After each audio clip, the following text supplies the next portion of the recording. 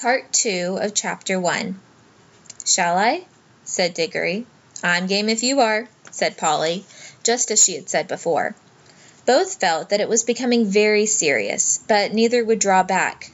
Diggory pushed round to catch the catch with some difficulty. The door swung open, and the sudden daylight made them blink. Then, with a great shock, they saw that they were looking, not into a deserted attic, but into a furnished room. But it seemed empty enough. It was dead silent. Polly's curiosity got the better of her. She blew out her candle and stepped out into the strange room, making no more noise than a mouse. It was shaped, of course, like an attic, but furnished as a sitting room. Every bit of the walls was lined with shelves, and every bit of the shelves was full of books. A fire was burning in the grate. You remember that it was a very cold, wet summer that year. And in front of the fireplace, with its back toward them, was a high-backed armchair. Between the chair and Polly, and filling most of the middle of the room, was a big table, piled with all sorts of things, printed books, and books of the sort you write in, and ink bottles, and pens, and sealing wax, and a microscope. But what she noticed first was a bright red wooden tray, with a number of rings on it. They were in pairs, a yellow one and a green one together, then a little space, and then another yellow one and another green one. They were no bigger than ordinary rings, and no one could help noticing them because they were so bright. They were the most beautifully shiny little things you can imagine. If Polly had been a very little younger, she would have wanted to put one in her mouth. The room was so quiet that you noticed the ticking of the clock at once. And yet, as she now found, it was not absolutely quiet either. There was a very, very faint humming sound. If vacuum cleaners had been invented in those days, Polly would have thought it was the sound of a hoover being worked a long way off, several rooms away and several floors below.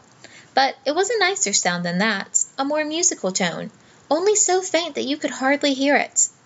"It's all right, there's no one here," said Polly over her shoulder to Diggory. She was speaking above a whisper now, and Diggory came out blinking and looking extremely dirty, as indeed Polly was too. "Oh, this is no good," he said. "It's not an empty house at all. We'd better leave before anyone comes." "What do you think those are?" said Polly, pointing at the colored rings. "Oh, come on," said Diggory. "The sooner—" He never finished what he was going to say, for at that moment something happened. The high-backed chair in front of the fire moved suddenly, and there rose up out of it, like a pantomime demon coming up out of a trap-door, the alarming form of Uncle Andrew. They were not in an empty house at all. They were in Diggory's house, and in the forbidden study. Both children said, "Oh," and realized their terrible mistake. They felt they ought to have known all along that they hadn't gone nearly far enough. Uncle Andrew was tall and very thin. He had a long, clean-shaven face with a sharply pointed nose and extremely bright eyes and a great tousled mop of gray hair. Diggory was quite speechless, for Uncle Andrew looked 1,000 times more alarming than he had ever looked before. Polly was not so frightened yet, but she soon was. For the very first thing Uncle Andrew did was to walk across to the door of the room, shut it, and turn the key in the lock. Then he turned round, fixed the children with his bright eyes, and smiled, showing all his teeth. "There," he said, "now my fool of a sister can't get at you." It was dreadfully unlike anything a grown-up would be expected to do. Polly's heart came into her mouth, and she and Diggory started backing toward the little door they had come in by. Uncle Andrew was too quick for them. He got behind them and shut that door too, and stood in front of it. Then he rubbed his hands and made his knuckles crack. He had very long, beautifully white fingers. "I am delighted to see you," he said. "Two children are just what I wanted." "Please, Mr. Ketterly," said Polly, "it's nearly my dinner time, and I've got to go home. Will you let us out, please?" "Not just yet," said Uncle Andrew. "This is too good an opportunity to miss. I wanted two children.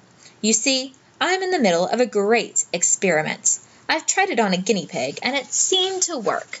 But then, a guinea pig can't tell you anything, and you can't explain to it how to come back." "Look here, Uncle Andrew," said Diggory, "it really is dinner time, and they'll be looking for us in a moment. You must let us out." "Must?" said Uncle Andrew. Diggory and Polly glanced at each other. They dared not say anything, but the glances meant, "Isn't this dreadful?" and "We must humor him." "If you let us go for our dinner now," said Polly, "we could come back after dinner." "Ah, but how do I know that you would?" said Uncle Andrew, with a cunning smile. Then he seemed to change his mind. "Well, well," he said, "if you really must go, I suppose you must. I can't expect two youngsters like you to find it much fun talking to an old buffer like me." He sighed and went on. "You've no idea how lonely I sometimes am. But no matter, go to your dinner. But I must give you a present before you go. It's not every day that I see a little girl in my dingy old study, especially, if I may say so, such a very attractive young lady as yourself." Polly began to think he might not really be mad after all. "Wouldn't you like a ring, my dear?" said Uncle Andrew to Polly. "Oh, do you mean one of those yellow or green ones?" said Polly. "How lovely!" "Not a green one," said Uncle Andrew. "I'm afraid I can't give the green ones away, but I'd be delighted to give you any of the yellow ones, with my love. Come and try one on." Polly had now quite got over her fright, and felt sure that the old gentleman was not mad, and there was certainly something strangely attractive about those bright rings. She moved over to the tray. "Why, I declare," she said, "that humming noise gets louder here. It's almost as if the rings were making it." "What a funny fancy, my dear," said Uncle Andrew with a laugh. It sounded a very natural laugh, but Diggory had seen an eager, almost a greedy look on his face. "Polly, don't be a fool!"